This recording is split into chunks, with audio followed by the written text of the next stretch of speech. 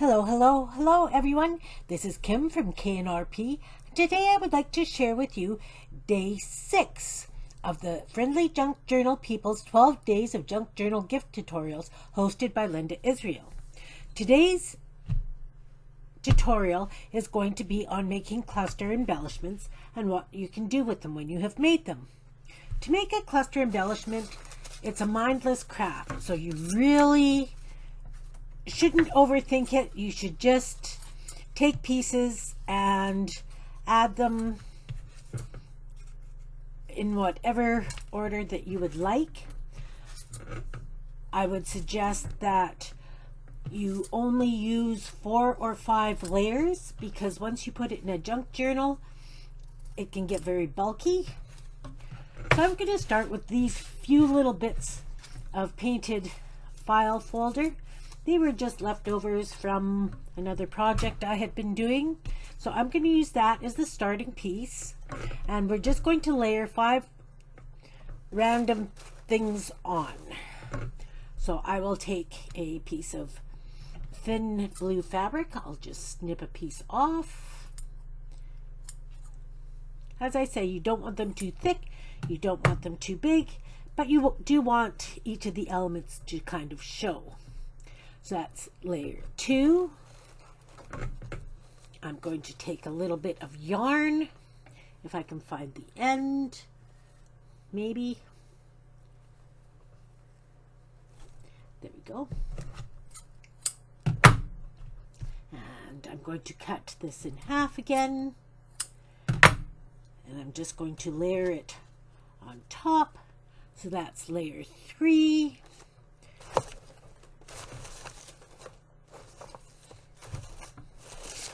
I have a bin of very strange bits in it. I have a piece of streamer crepe paper with paint on it, so I will use that as layer 4.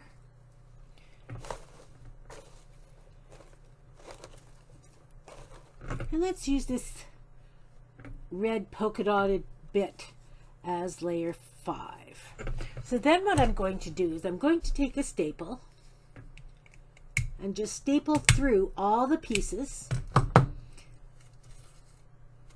and there I have a cluster. We're going to make a few other ones, and then I'm going to show you how we're going to put them and use them as embellishments. When I use yarn, I like to unravel it. It gives it a fun feel, all kinds of little bits of stringies. It just adds a little bit of texture and interest.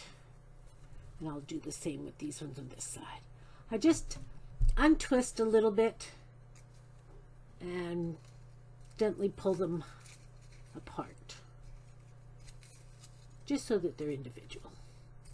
And the last one. It's easier to use a stapler to hold it all down. You can use dots of glue.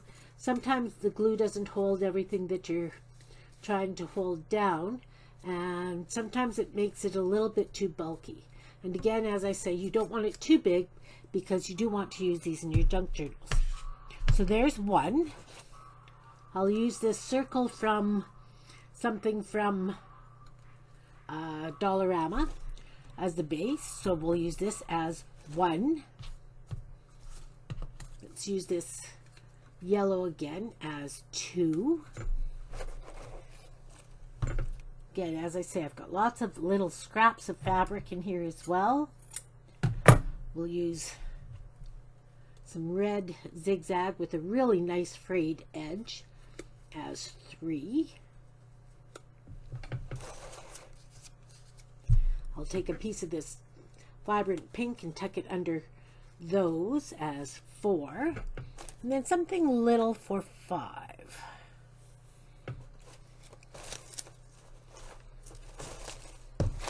And as I said, you really don't want to overthink and overdo. Just cut a piece of frayed burlap, and there's 5. And then again, we're just going to take the staple and staple in the middle. So that's cluster 2. Okay, we'll use the base of this green one as the first base. I have some rayon stringy thread that I'm going to fold up. I'm going to tie a knot in it because it's going to work better for the staple if we can put it through the knot. And I'm just going to make sure that the ends aren't looped.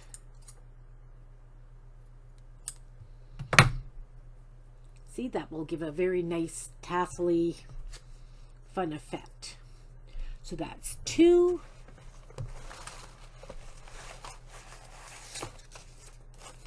I have some nice painty paper here. Let's just rip off a piece so that we don't have straight edges. Make that 3. I have a letter P that I have stamped. We'll use that as layer 4. And I have this nice yellow flannel that we'll use as piece 5. So you can kind of feel where the knot is on that the very first layer with the strings. And I just want to make sure that I catch that knot. So that's 3. Okay, we'll do another one using the green base. This one's kind of a triangle. It's kind of fun. And on this one, what I want to do is quite often when I'm sitting and watching TV or having my coffee in the morning, I take these little bits of fabric and I stitch down a sequin with a bead, or just a bead sometimes, or a button. It adds a little bit of interest. So I'm going to use that as 2.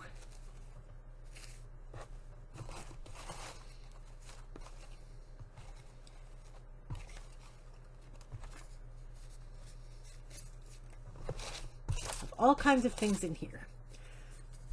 I have a little piece of paper that says for you. I'll use that as 3. A piece of black felt. I'll stick over this edge. That's 4. Now with the felt on it, it's feeling quite thick. So I think what I'm going to do is leave it at just the 4 layers on this. As I said, you really don't want it to get too thick. And again, I'm going to staple through all the layers.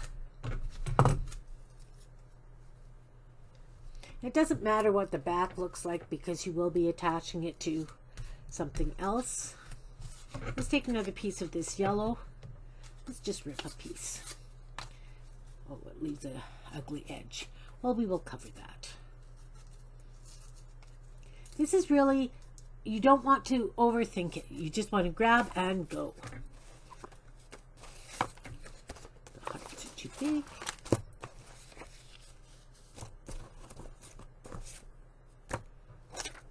All kinds of strange things in this box. Let's take a piece of this green. Again, it's flannel. It's really small. I think what I'll do is take a couple of pieces so it's kind of stringy. And I'll just kind of cross them in the middle. So that's going to be 3 because they're overlapping. I have a piece of painted paper with a butterfly stamped on it. Just want to tear it around the butterfly. This will be 3, 4, 1, 2, 3, that's 4. And something else very little but fun. We'll take another piece of that streamer and the staple. Okay, so in that short period of time, I've done 5 clusters. They're all different, and they all came from a junk bin of papers and yarns and lots of leftover scraps.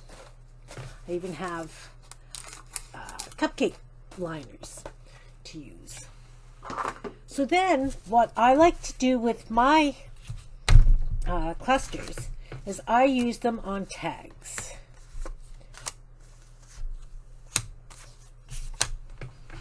So then what I would do is I would take a cluster and I would decide where on the tag I would like it, and I would put it down with glue. The reason I glue it to this is so that we don't have a staple at the back that could possibly poke somebody. So I'm just going to put this cluster just on this tag. So I'll put some glue down.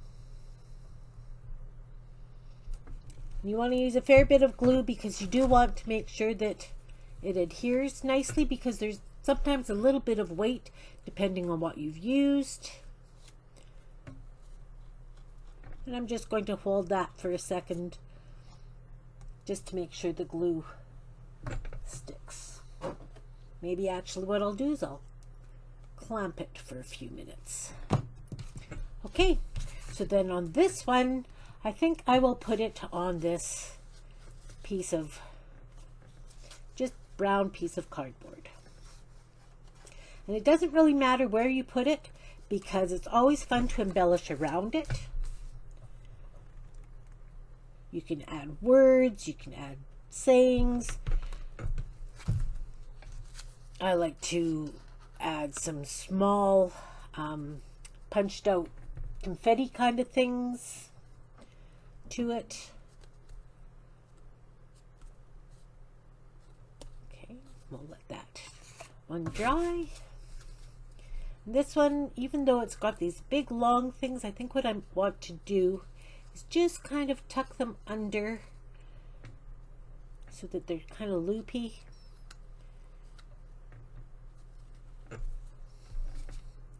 If you can see that.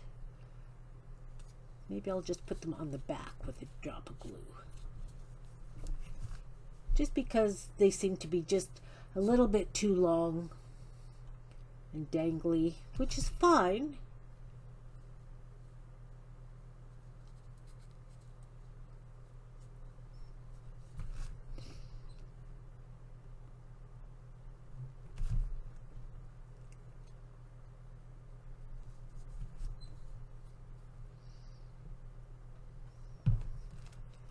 But this also will add a little bit of interest.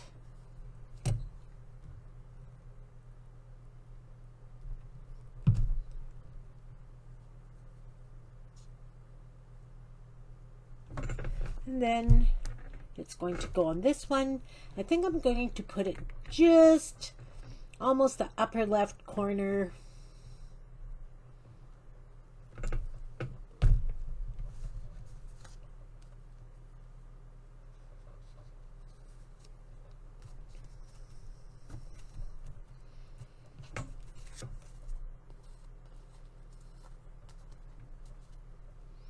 And yes, I definitely like the loops.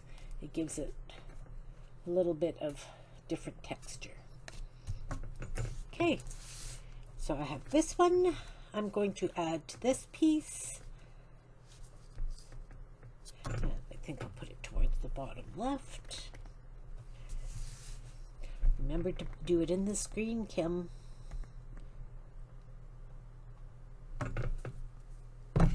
Glue. Have this stuff kind of sticking towards the top. Lots of nice frayed edge on this. I like that. Really think that's wonderful.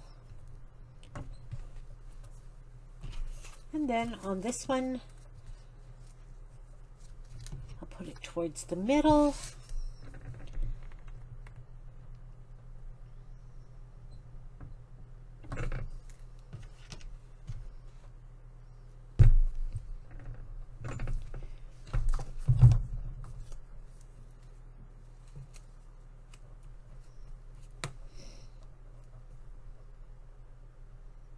And you want to make sure that the glue is going to hold.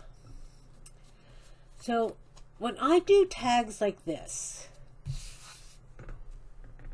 I like to have them on hand to add to a greeting card. I can use it to add it to a journaling card. I can actually see it being used with a strip of glue down or tape and used as a tuck spot in a journal. There's multiple uses for these.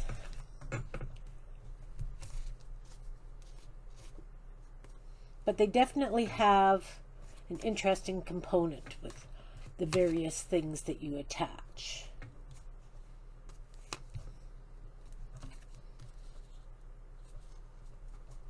Okay, so what I do with my tags when I have them like this is I definitely punch a hole in the top for some string. My hole punch is not here. I'll have to do it after, excuse me. And then of course you put something in the top of the tag, a ribbon, yarn, little thin lace, whatever you have. And what I like to do with these tags is I have a bin. I like to have lots on hand, and they all say thank you, you're doing a great job.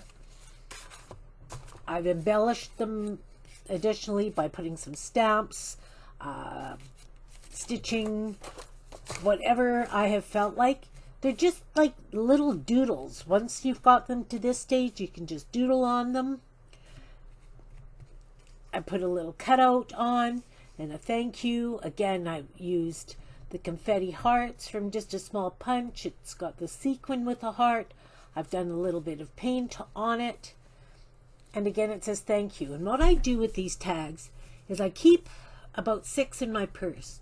And then when I'm out and about, I'll give it to the bank teller, or I'll give it to a cashier. Or sometimes one will say the great job, and I'll give it to a mom that's struggling with young children, that kind of thing. This is my own private idea that I keep these on hand, like I say, in my purse. I constantly take them with me wherever I'm going. I leave them for waiters, waitresses. Just as an additional thank you. It doesn't mean I don't leave a tip, but I do like a little piece of handmade items. I think it makes people's day. In fact, I'd given one to my dentist receptionist over a year ago, and she still has it hanging by her desk. And that's what I do with my embellishments. Thanks for watching. Have a great day. I hope you enjoy making clusters. No two will turn out the same, and that's the whole idea behind junk journaling. Thanks for watching. Subscribe if you like, and give me a thumbs up. Enjoy your day.